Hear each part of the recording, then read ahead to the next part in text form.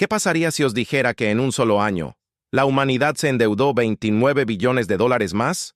No es un error tipográfico, no es una exageración. 29 billones. En 12 meses. El mayor aumento de la deuda global desde la pandemia, en un año en el que no hubo pandemia, ni confinamientos, ni colapso bancario visible. ¿Y sabes qué es aún más inquietante? Nadie habla de ello. El Instituto de Finanzas Internacionales, una de las organizaciones financieras más respetadas y prestigiosas del planeta, acaba de publicar un informe que debería detener al mundo. La deuda global ha alcanzado 348 billones de dólares para finales de 2025, un récord histórico absoluto, más de lo que la humanidad ha debido en toda su existencia. Pero las noticias hablan de otra cosa. Las redes sociales están distraídas y mientras tanto, esa cifra sigue creciendo, silenciosa, sistemática e inevitablemente. Hoy voy a hacer lo que los grandes medios de comunicación no hacen. Voy a mostrarte qué significa este número, de dónde viene, hacia dónde va y qué puede hacer en tu vida. Porque este no es un problema abstracto para economistas en oficinas cerradas. Es una bomba de tiempo enterrada bajo el sistema financiero global y el tiempo avanza. En este vídeo comprenderás cómo se añadieron 29 billones de dólares a la deuda global en un solo año. ¿Qué fuerzas impulsan este crecimiento ahora y por qué son diferentes a las del pasado? ¿Qué ocurre históricamente cuando la deuda alcanza este nivel? ¿Por qué los gobiernos no pueden detenerla, aún conociendo el riesgo? ¿Cuáles son los posibles escenarios, desde malos hasta catastróficos? ¿Y qué hacen las personas inteligentes para proteger su patrimonio cuando el sistema es frágil? Si quieres entender de verdad lo que ocurre en el mundo financiero, dale a me gusta y suscríbete al canal. Es gratis. No comprender este tema puede ser muy costoso. 348 billones. Un intento honesto de darle sentido. Empecemos por lo básico, porque este número necesita ser contextualizado para que tenga verdadero sentido. 348 billones de dólares. El PIB mundial. Todo lo que la humanidad produce en un año entero, en todos los países del mundo juntos, es de aproximadamente 105 billones de dólares. Esto significa que la deuda global asciende a más de 3 años y medio de producción económica planetaria. Piénsenlo. Si todo el mundo dejara de consumir, de pagar salarios y de hacer cualquier otra cosa que no fuera pagar deudas, se necesitarían más de 3 años para liquidar lo acumulado. Y durante esos 3 años, seguirían acumulándose nuevos intereses. Es una ecuación matemática que no cuadra, y por eso el sistema depende del crecimiento constante para evitar la implosión. Pero hay otro número que es aún más impresionante que el total, los 29 billones de dólares añadidos en 2025. Para poner esto en perspectiva, el PIB de Estados Unidos, la mayor economía del mundo, es de aproximadamente 27 billones de dólares. En un solo año, el mundo se endeudó por una cantidad equivalente a toda la economía estadounidense. Esto no es un crecimiento gradual, es una aceleración, y el informe del IIF es explícito. Este aumento no es solo el eco de la pandemia que se está pagando, es nuevas fuerzas, nuevas presiones, nuevos impulsores del endeudamiento que están surgiendo ahora y que no desaparecerán fácilmente. ¿Qué son estas fuerzas? Eso es lo que exploraremos en los próximos segmentos. Cuando el problema dejó de ser heredado y pasó a ser una elección. Para entender por qué 2025 fue un año particularmente alarmante, es necesario comprender la diferencia entre deuda de emergencia y deuda estructural. Deuda de emergencia es el estímulo que un gobierno utiliza para sobrevivir a una crisis. La pandemia de 2020 fue el ejemplo más reciente y extremo. Las economías se estancaron, el desempleo se disparó y las empresas quebraron. Los gobiernos inyectaron billones de dólares para evitar el colapso. Fue una decisión de emergencia, cuestionable en su escala, pero comprensible en su lógica. Todos esperaban que, una vez superada la emergencia, los gobiernos se ajustarían el cinturón, reducirían los déficits, Pagarían gradualmente los costos de la pandemia. Eso no fue lo que pasó. En cambio, lo que el IIF documenta para 2025 es un crecimiento de deuda estructural, una deuda que no se genera por crisis agudas, sino por decisiones políticas en curso, por acontecimientos geopolíticos que no muestran señales de resolución y por transformaciones tecnológicas que requieren inversiones masivas. Tres nuevas fuerzas están dominando. El primero es remilitarización global. Tras décadas de relativa paz tras la Guerra Fría, el mundo se está volviendo cada vez más belicoso. La guerra en Ucrania no ha terminado. Las tensiones en el Indo-Pacífico están en su nivel más alto en décadas. Oriente Medio sigue siendo inestable. Los países que recortaron el gasto militar durante décadas ahora están revirtiendo rápidamente ese proceso. Y el gasto militar es, por naturaleza, puro consumo. No genera beneficios económicos directos, se destina directamente al déficit. La segunda fuerza es la carrera por la inteligencia artificial. Los gobiernos y las grandes potencias se han dado cuenta de que la IA es una infraestructura estratégica, tan importante como lo fueron las carreteras o la energía en el siglo XX. Estados Unidos, China y la Unión Europea están destinando cientos de miles de millones a subsidios, investigación e infraestructura de datos. Es una inversión con potencial de rentabilidad futura, pero es un gasto presente que se destina a la deuda actual. El tercero es la política fiscal expansiva como norma. Recortar el gasto es electoralmente suicida. Subir los impuestos es electoralmente suicida. La solución que encontraron los políticos fue simple: seguir gastando y financiarlo con deuda. En las democracias de todo el mundo, este patrón se repitió en 2025, independientemente del partido en el poder.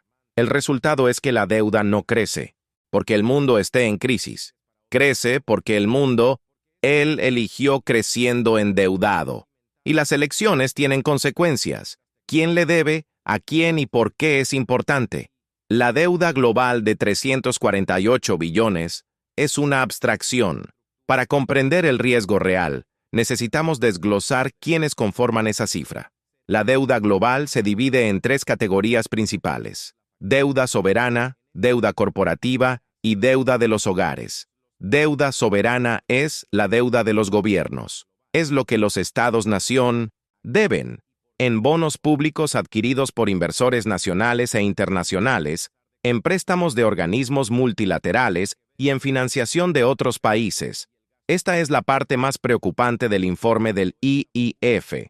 La deuda soberana global crece más rápido que cualquier otra categoría y es la más difícil de controlar. ¿Por qué?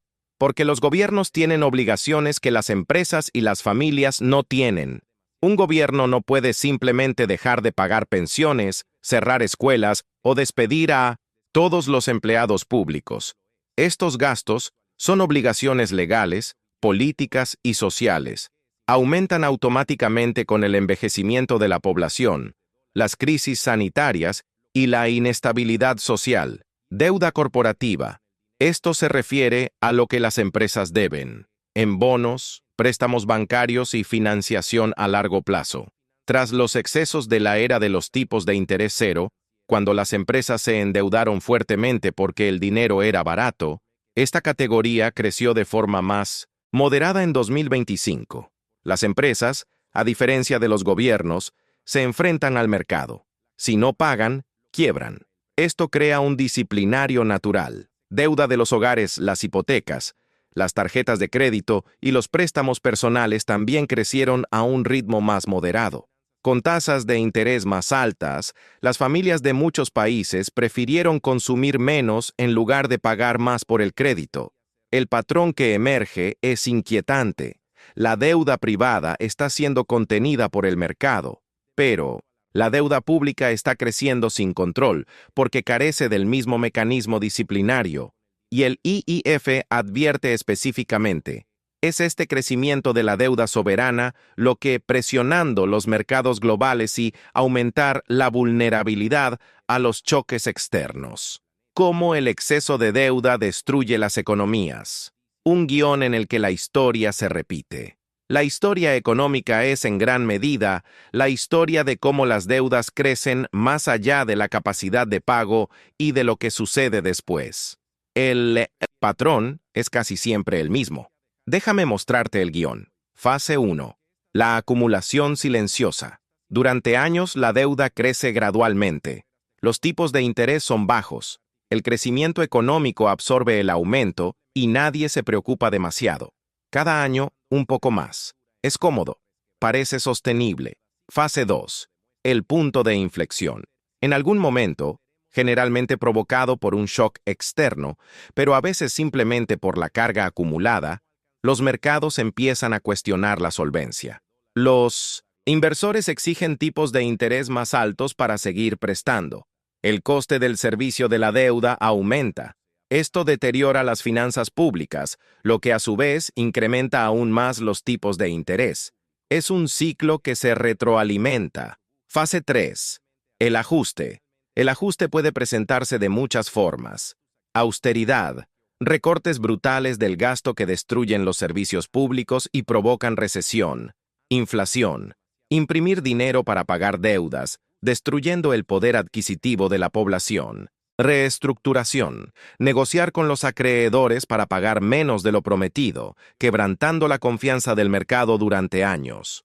O, en el peor de los casos, el impago total. En todos estos escenarios, los ciudadanos comunes terminan pagando el precio, en forma de servicios públicos deteriorados, pérdida de empleos, ahorros erosionados por la inflación o impuestos más altos. Los ejemplos históricos recientes son numerosos. Entre 2010 y 2015, Grecia experimentó un ajuste brutal. El desempleo alcanzó el 27%. Se recortaron las pensiones. Los hospitales se quedaron sin medicamentos. El PIB griego se contrajo más que durante los peores años de la Gran Depresión estadounidense de la década de 1930. El Líbano vio cómo su moneda perdía más del 90% de su valor a principios de la década de 2020. Los ahorros de toda una vida se evaporaron. El sistema bancario congeló los depósitos. Una clase media construida durante generaciones fue destruida en cuestión de meses.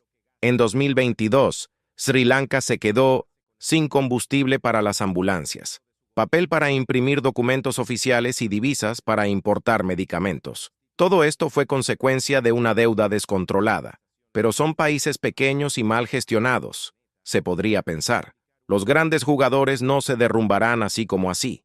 Es cierto que las economías más grandes, con monedas de reserva, disponen de más herramientas y más tiempo, pero el mecanismo es el mismo. La diferencia radica en la escala y la velocidad, no en la naturaleza. Y, cuando las grandes economías entran en crisis, el efecto global es proporcionalmente mayor. La trampa política que ningún votante quiere ver.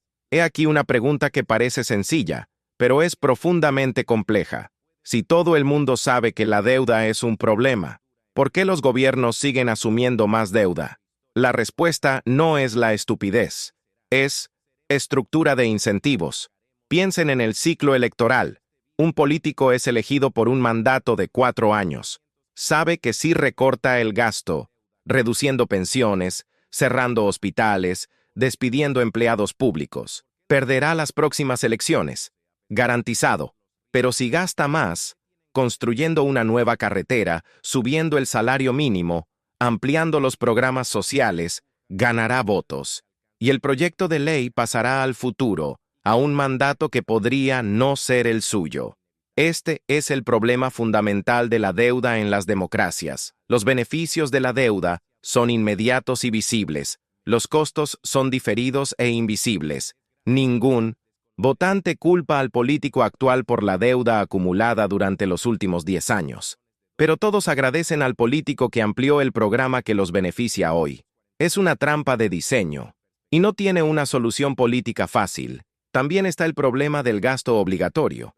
En las economías desarrolladas, una parte cada vez mayor de los presupuestos se compone de gastos que no dependen de decisiones políticas anuales. La seguridad social, la salud pública y el servicio de la deuda aumentan automáticamente con el envejecimiento de la población, la inflación médica y los intereses devengados. En Estados Unidos, más del 70% del presupuesto federal se compone de gastos obligatorios o del servicio de la deuda. El Congreso estadounidense controla técnicamente menos del 30% de su gasto. Esto significa que incluso si los políticos quisieran recortar el gasto significativamente, su capacidad real para hacerlo es limitada, a menos que estén dispuestos a tocar las áreas políticamente más sensibles, lo que rara vez sucede. Y el mercado financiero, paradójicamente, facilita el problema. Cuando las grandes economías se endeudan, el mercado generalmente continúa comprando sus bonos, ya que se consideran seguros en comparación con otros activos. Esto elimina la retroalimentación inmediata que obligaría a un ajuste. Es como un banco que sigue prestando a un cliente que claramente no podrá devolverlo, porque mientras el cliente paga los intereses, el banco reporta ganancias, y el verdadero problema queda para el futuro. Guerras, tensiones e IA, los aceleradores que nadie planeó. El informe del IIF es explícito en un punto que muchos análisis económicos convencionales ignoran. Los acontecimientos geopolíticos se están convirtiendo en impulsores estructurales del endeudamiento. Estos ya no son solo factores temporales. Son presiones permanentes que seguirán impulsando el gasto durante años o décadas. La guerra en Ucrania ha transformado el presupuesto europeo. Los países de 1905, Europa Occidental, que durante décadas destinaron entre el 1% y el 1,5% de su PIB a defensa, ahora se comprometen a destinar el 2%, el 3% e incluso el 4% en algunos casos. Esta diferencia puede parecer pequeña en términos porcentuales, pero en términos absolutos, representa cientos de miles de millones de euros adicionales no previstos. Alemania, que contaba con una norma constitucional que prohibía el déficit, el llamado freno de la deuda, suspendió esta norma para crear un fondo de 500.000 millones de euros para defensa e infraestructura. Un cambio histórico en la política fiscal alemana. El país que más se había resistido al endeudamiento en Europa. Las tensiones en el Indo-Pacífico están teniendo el mismo efecto en Asia. Japón ha duplicado su presupuesto de defensa. Corea del Sur está invirtiendo fuertemente en capacidad militar. Australia, socio estadounidense en el programa AUKUS, está destinando cientos de miles de millones a submarinos nucleares y capacidades militares avanzadas. Cada una de estas decisiones es racional desde un punto de vista estratégico individual. En conjunto, representan una remilitarización global que presionará los presupuestos durante décadas. Y luego está la carrera por la inteligencia artificial. La IA no es solo una tecnología, sino una infraestructura estratégica. Los países que lideren la IA en los próximos 10 años probablemente serán líderes económicos, militares y geopolíticos en las décadas siguientes. Esta percepción está provocando un aumento sin precedentes de la inversión pública. En Estados Unidos, el gobierno ha comprometido miles de millones en subsidios para la industria de semiconductores, la investigación en IA y la infraestructura de datos. China está haciendo lo mismo, con un nivel de coordinación entre el Estado y las empresas privadas que Occidente no puede replicar fácilmente. Europa intenta mantenerse al día. Estas inversiones pueden generar enormes rendimientos a largo plazo, pero son gastos presentes que contribuyen al déficit actual y a la deuda futura. La combinación de estas tres fuerzas, la remilitarización, la tensión geopolítica crónica y la carrera tecnológica, crean un entorno en el que los gobiernos tienen un incentivo para gastar más, no menos, incluso con deudas históricas. Y por eso el IIF afirma que este crecimiento está cada vez más vinculado a las políticas públicas y a los acontecimientos geopolíticos que siguen presionando la economía global. No se trata de una crisis pasajera. Es una nueva normalidad que se está consolidando, del ajuste gradual al colapso que podría ocurrir. Hablemos de lo que podría suceder a continuación. Básicamente, Existen 4 escenarios, y la probabilidad de cada uno depende de las decisiones políticas que aún están por tomarse. Escenario 1. Crecimiento que resuelve el problema. Este es el escenario más optimista. La inteligencia artificial ofrece las ganancias de productividad que prometen sus defensores. La economía global crece rápidamente. El PIB aumenta más rápido que la deuda. La ratio deuda-PIB disminuye gradualmente a lo largo de décadas, y el problema se resuelve sin una crisis aguda. Es posible. La revolución industrial generó suficiente crecimiento para resolver deudas que parecían impagables en el siglo XIX. La IA puede hacer lo mismo en el siglo XXI, pero requiere que las promesas tecnológicas se materialicen en el mundo real y que las ganancias de productividad se distribuyan de forma suficientemente amplia como para generar una base impositiva adecuada. Eso no está garantizado. Escenario 2. Inflado controlado como válvula de escape. Los gobiernos permiten una inflación moderadamente alta durante un período prolongado, entre el 4% y el 6% anual, en lugar del 2% que prometen los bancos centrales. Esto erosiona el valor real de la deuda con el tiempo, haciéndola más manejable. Eso es lo que ocurrió después de la Segunda Guerra Mundial. Estados Unidos y Europa emergieron de enormes deudas en 1970, parte gracias a una inflación controlada durante décadas. El costo lo pagan quienes tienen ahorros. Quienes tienen dinero ahorrado ven cómo su poder adquisitivo disminuye lentamente. Es un impuesto invisible, pero funciona. Políticamente es más aceptable que los recortes de gasto evidentes. Escenario 3. Crisis localizada que se propaga. Un país agobiado por una deuda insostenible entra en crisis. Quizás un país mediano que ha perdido acceso a los mercados. Quizás una economía emergente, presionada por la fortaleza del dólar. La crisis, en sí misma, sería manejable. Pero en un sistema financiero global interconectado, las crisis se propagan. Los bancos que compraron bonos de ese país están sufriendo pérdidas. Los fondos apalancados se ven obligados a vender otros activos para cubrir las pérdidas.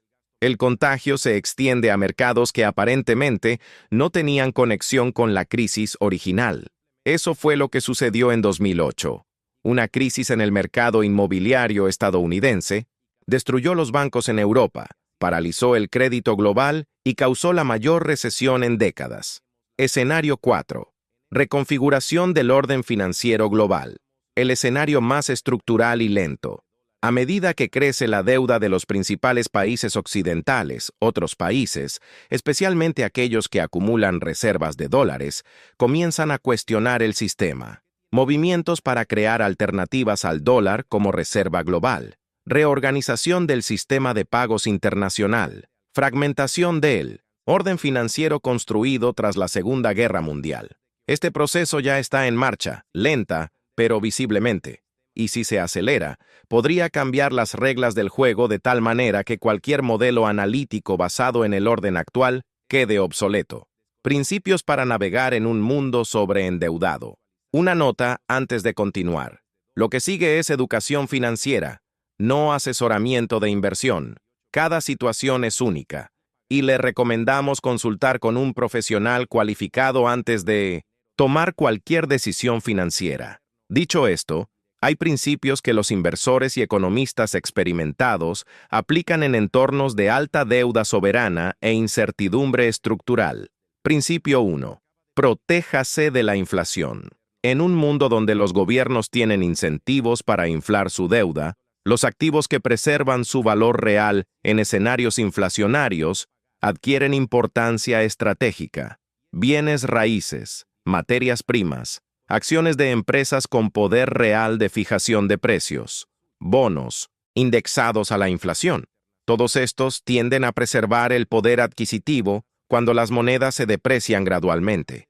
Principio 2. Diversificación real, no solo de activos, sino de sistemas. No concentre todo en un solo país, una sola moneda, un solo sistema financiero. Tener exposición a diferentes geografías y sistemas reduce el riesgo de ser destruido por una crisis específica en un nodo del sistema. Principio 3. El oro como ancla. El oro tiene una característica única. No es una promesa de ningún gobierno. No se puede imprimir.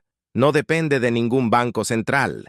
En momentos en que se pone a prueba la confianza en las promesas gubernamentales, el oro cumple su función histórica como reserva de valor de último recurso. No es para enriquecerse, sino para no ser destruido. Principio 4. Comprenda lo que está comprando cuando compra bonos gubernamentales. Los bonos gubernamentales son instrumentos de deuda. Se le presta dinero a un gobierno. En un entorno de creciente deuda, la calidad del deudor importa más que nunca. No todos los bonos gubernamentales son iguales. Principio 5. La liquidez como opción estratégica. Las crisis generan oportunidades. Los activos de calidad se abaratan temporalmente. Las empresas sólidas ven deprimidos sus precios. Quienes tienen liquidez cuando esto sucede pueden actuar. Quienes tienen una inversión completa no pueden. Mantener una reserva de efectivo, incluso si pierde por la inflación a corto plazo, es comprar la opción de actuar cuando el mercado está temeroso. Principio 6. Información antes del consenso.